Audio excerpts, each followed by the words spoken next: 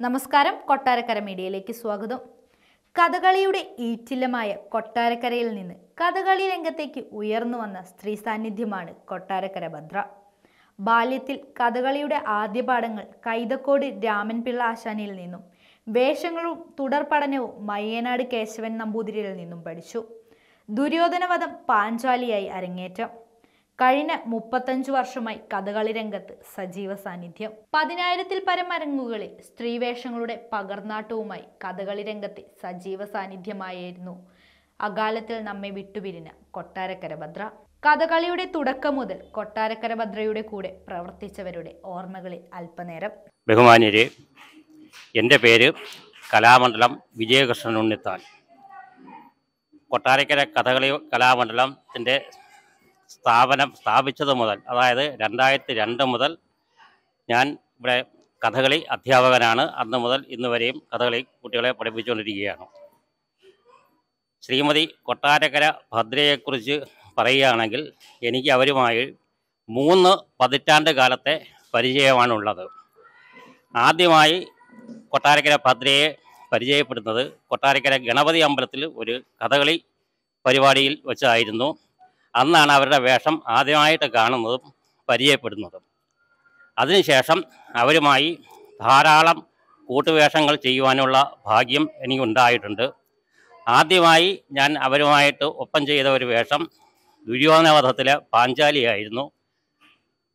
അവരുടെ പാഞ്ചാലിയും എൻ്റെ കൃഷ്ണനുമായിരുന്നു. ആ രംഗം ഒരിക്കലും മറക്കുവാൻ സാധിക്കുന്നതല്ല. കാരണം അങ്ങനെയുള്ള ഒരു പ്രതികരണമാണ് കൂട്ടുവേഷം എന്നുള്ള നിലയിൽ അവരുടെ ഭാഗത്തു നിന്നുണ്ടായിട്ടുള്ളത്. കഥകളിയെ സംബന്ധിച്ചിടത്തോളം കൂട്ടുവേഷവും ബാക്കിയുള്ള പിന്നണിയും നന്നായെങ്കിൽ മാത്രമേ കഥകളി ഒരു നടനായിരുന്നാലും ആരായിരുന്നാലും അത് ആസ്വാദകർക്ക് ഇഷ്ടപ്പെടുന്ന രീതിയിൽ അഭിനയിക്കാൻ അല്ലെങ്കിൽ അഭിനയിപ്പിച്ച് ഫലിപ്പിക്കുവാൻ സാധിക്കുകയുള്ളൂ.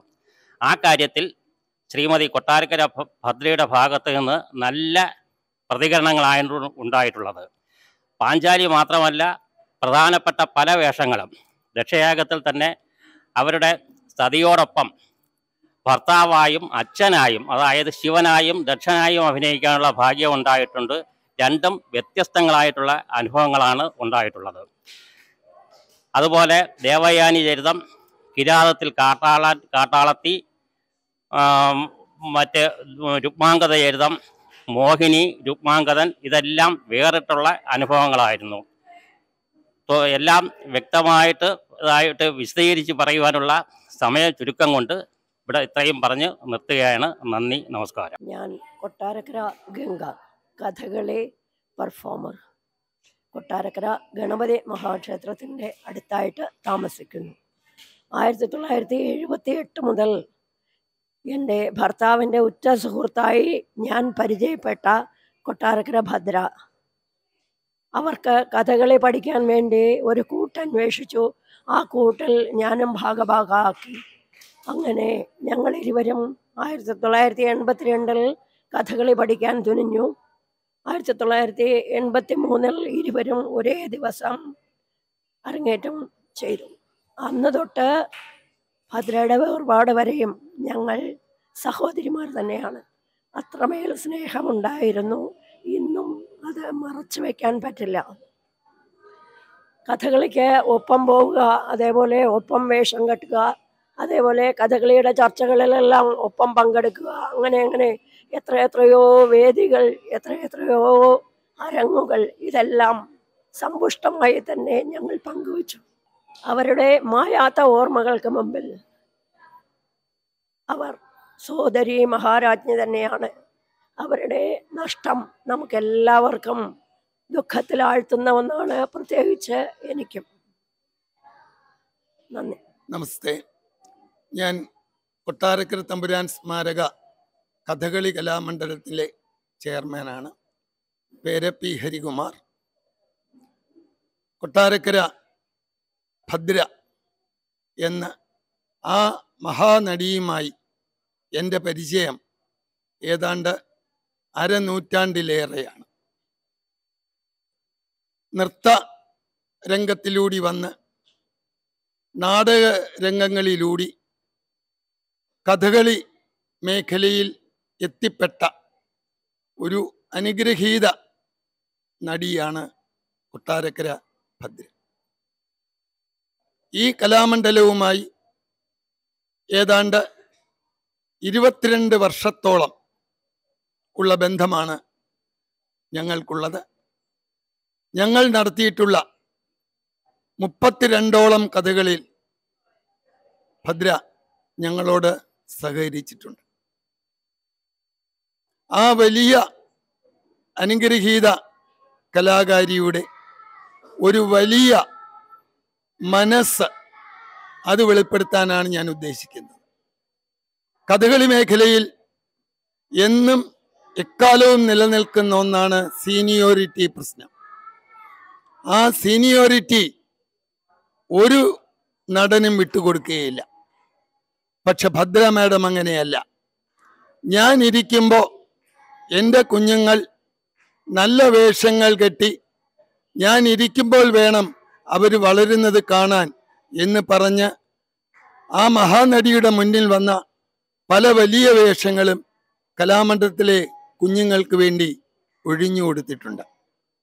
ഇതിന് മറ്റ് കലാകാരന്മാർ അവരെ കുറ്റപ്പെടുത്തിയിട്ടുമുണ്ട്.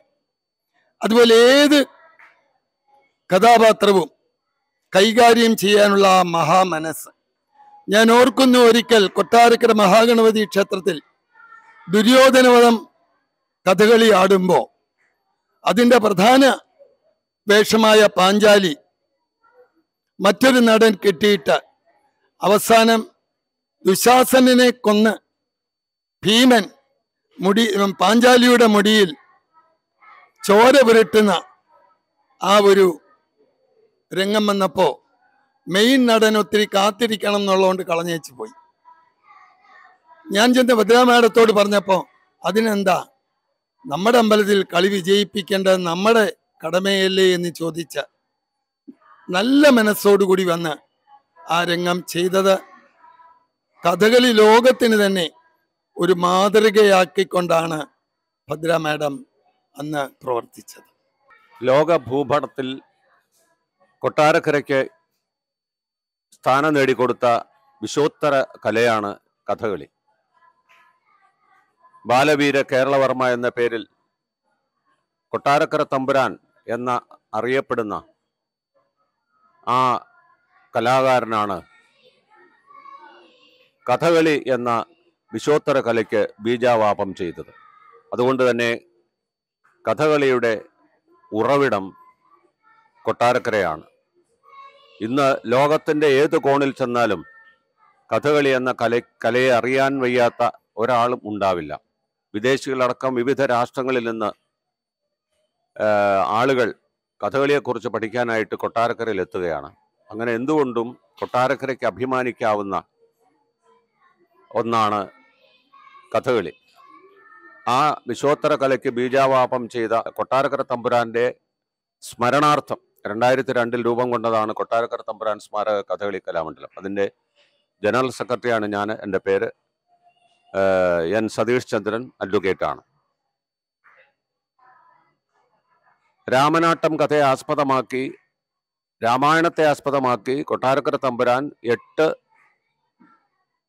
8 കഥകളാണ് രചിച്ചത്. അതിന് അങ്ങനെ ഒരു കഥ രചിക്കാനുണ്ടായ സന്ദർഭം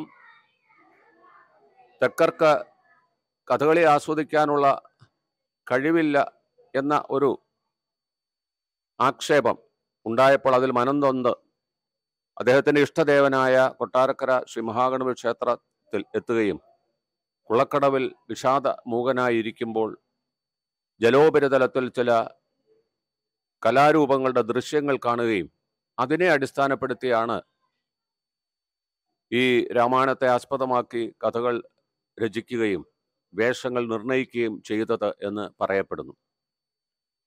അങ്ങനെ എന്ന് മാത്രമല്ല, കൊട്ടാരക്കര ടൗണിൻ്റെ ഹൃദയഭാഗത്ത് സ്ഥിതി ചെയ്യുന്ന കുലശേഖരനല്ലൂർ ശ്രീകൃഷ്ണ സ്വാമി ക്ഷേത്രത്തിൽ പണ്ട് പുരാണ കഥാവലംബിയായി പാളകൾ എഴുതിയ കിരീടം ധരിച്ച് അവതരിപ്പിക്കപ്പെട്ടിരുന്ന പരപ്പേറ്റം എന്ന ഒരു പ്രാചീന കലാരൂപം ഉണ്ടായിരുന്നു. ആ കലാരൂപം കഥകളി ആവിഷ്കരിക്കുന്നതിന് കൊട്ടാരക്കര തമ്പുരാനെ ഏറെ സഹായിച്ചു എന്നും പറയപ്പെടുന്നു. ഇവിടെ ഒരു കാലഘട്ടത്തിൽ കഥകളി രംഗത്ത് പുരുഷന്മാരുടെ ആധിപത്യമായിരുന്നു. അക്കാലത്ത് സ്ത്രീകൾക്ക് അപ്രാപ്യം എന്ന് കരുതിയിരുന്ന ഒരു മേഖലയിൽ, കഥകളി മേഖലയിൽ രംഗപ്രവേശം ചെയ്ത കൊട്ടാരക്കരയിലെ രണ്ട് മഹതികളാണ് ശ്രീമതി കൊട്ടാരക്കര ഭദ്രയും കൊട്ടാരക്കര ഗംഗയും.